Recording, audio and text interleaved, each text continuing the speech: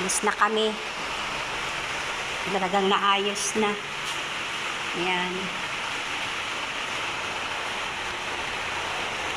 Wala na, ligpit na lang. Waiting na lang kami sa sa truck. Ayan.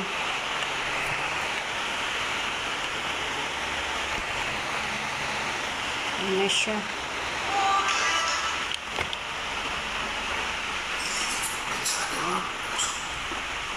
Waiting na lang kami sa truck. Nandito na talaga sa lahat ng mga gamit. Papunta naman daw dito na. Dami. Ando na. Yan yung iba nalabas na medyo nabasa. Kaya ginano lang dapat. Binalik dito konti kasi hindi makalaing uulan pala ngayon.